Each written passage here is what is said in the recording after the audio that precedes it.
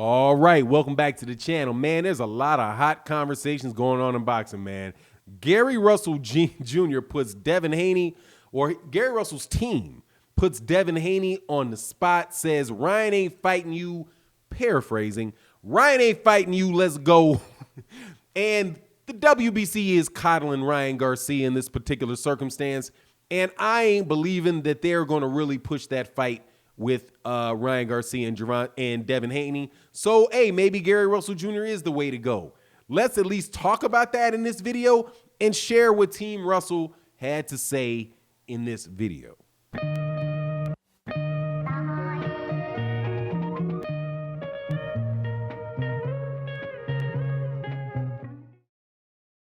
All right, welcome back to the channel. So this is the month of January, and there is not a whole lot of stuff going on in the sport of boxing, but we did have a really good fight this weekend with Ryan Garcia versus, I already forgot who he fought, Luke Campbell, in a fight that turned out exactly like I thought that fight would turn out.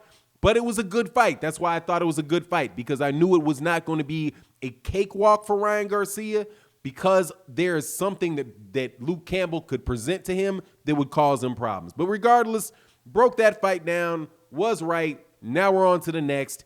And Devin Haney is, according to Mauricio Suleiman, who runs the WBC for some reason. So I can't resist the digs, man, because their WBC is just ridiculous on so many different levels, dog. And I can't wait to tell you exactly how many levels the WBC is full of shit on. But regardless, they claim that they're going to force Ryan Garcia to fight Devin Haney. When Ryan Garcia said right out of his mouth in that, I want Tank Davis, let's go. And he did that corny Dillian White impersonation. Right after he did the corny Tyson Fury impersonation coming into the ring, which I thought was really a jab and a little bit low class, but it is what it is. That's how I saw it. But Ryan Garcia wins the fight. He's in the ring. He gets the WBC interim title, right? Probably walked in with the WBC belt, and they're going to order this guy to fight Devin Haney, right? Forget it. Okay? He's the WBC interim champion, which means he's already just as much of a champion as Devin Haney is at 135 pounds, according to the WBC.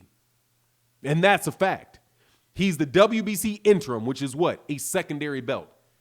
According to the WBC belt, at 135 and at 160, and at those weight classes alone, the WBC belt that Devin Haney has is a secondary belt.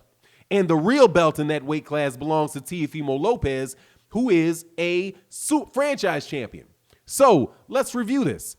The WBC already has Ryan Garcia as a champion, paying sanctioning fees.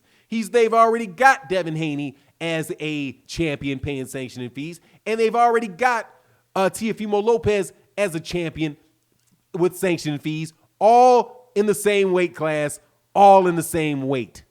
And you think that they're going to cut down the number of belts to unify within their own ridiculous weight division?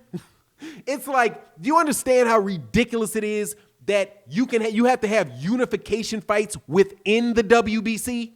Literally, that is a unification fight between Devin Haney and Ryan Garcia. But why would Ryan Garcia take that? Why? Ryan Garcia has just as good a chance of beating Teofimo Lopez as he's got a beating Devin Haney. So why wouldn't he just fight Teofimo Lopez, right? He says he wants Gervonta Davis. Why wouldn't he do that? I do not believe that Oscar De La Hoya is going to pull that trigger on Ryan Garcia, especially when Ryan Garcia just got dropped. Now, I thought Ryan Garcia did very, very well in that fight, but at the same time, he did get dropped, and he still is somebody that is progressing through his career. Now, maybe why they might make the fight with Ryan and Devin Haney is they may feel like Devin Haney can't punch. And if Devin Haney can't punch and Ryan Garcia is walking him down and Devin is just trying to counter, slip, and move, that they can rob him, right? That could happen. But I just don't see him ordering that fight, man. So it means what? What's going to go on with Devin Haney? What's going to go on with Ryan Garcia? Well, we know what's going to go on with Ryan Garcia. Ryan Garcia is going to get another payday on the zone against a guy that he can beat, a little, maybe a slightly better name than Luke Campbell. Maybe not, but definitely not going to be Tank. Definitely not going to be Teofimo. And it's 99.9% sure it's not going to be Devin Haney. I just can't see him doing it. But if they do it, even then, that's a tough fight for both of those guys. Because what Devin has, Ryan doesn't have. His best attributes. And what Ryan has is his best attributes Devin doesn't have. It is safe to say that Ryan Garcia is much more lethal a puncher than Devin Haney is. And that Devin Haney is much more athletic, much more quick, much more defensively minded than Ryan Garcia is. I do believe it's a classic matchup, but I'm telling you from the scorecard standpoint, if Devin Haney doesn't get a knockout, that is going to be tough to win. I'm telling you. It's just, unless he just can absolutely outclass him and pull every round out, that's going to be a tough fight to win. But we'll see. Now, if that doesn't happen, Batman, who is the brother of Gary Russell, said, hey, man, it's time. We can make that fight now, right? It's like, you don't have a fight date, Devin, because when they originally made the fight date, this is Batman saying it. If you got a problem with it, you can leave it in the comment section. I won't care. But other than that, go talk to Batman about what Batman has to say. I ain't his daddy, but I will repeat what he had to say, which is that Devin Haney had a fight before with not Javier Fortuna, but with Yuriorkis Gamboa set for a date. And since that fight was set for a date, it was harder to make the actual fight. They go in and going back and forth about term sheets and all that. I don't really care about that because all of that stuff is in the past. And the fact of the matter is, Devin doesn't have a fight. Gary doesn't have a fight that we know of. And if either party was serious about it, start talking about it now. That's what I said then when they were going through it. It was like, hey, well, the fight's going to be over at a point in time, right? At the time, there was conversations about Gary fighting Javier Fortuna, which I thought was crazy. Like, why would you fight Javier Fortuna? Like, don't do that. First of all, Javier Fortuna is not 126 pounds, and I want Gary Russell Jr. to beat Josh Warrington.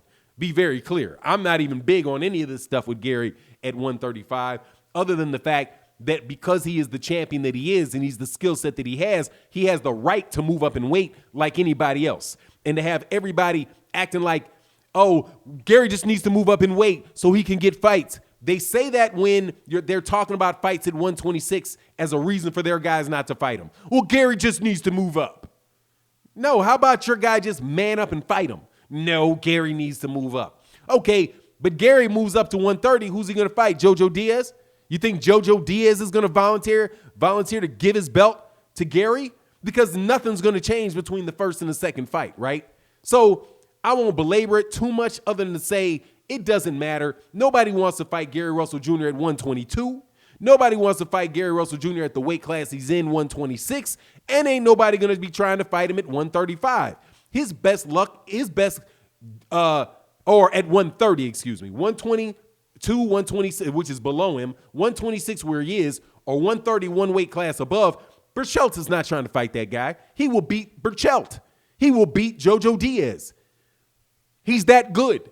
And they're not that much bigger than him. It's just what it is. He put up better fights against Lomachenko than any of those guys would have. And he did it when, according to him, he was dehydrated and coming off of a layoff. And think about this. What if Gary fights twice in a year? As sharp as he is fighting once a year, imagine if he fought twice. Super sharp. They're not going to want to fight him, dog. They're not going to want to fight him. So, him fighting Devin Haney, if that's a fight that he wanted to do, even though I want him to fight down there at 126, hey, man, like Gary, like I said when they were going back and forth, if Devin was serious about making that fight then, and Gary was serious about making that fight then, hey, man, DAZN still has money, PBC still has money, and you guys can still negotiate, and people would still be interested in that fight. But we know it's not going to happen because that's boxing. But anyway, it is what it is. You let me know what you think in the comment section. This is just my thoughts. Please follow me on Instagram for Fanon Fantasy Fights and all that good stuff. And with that, I'm out. Peace.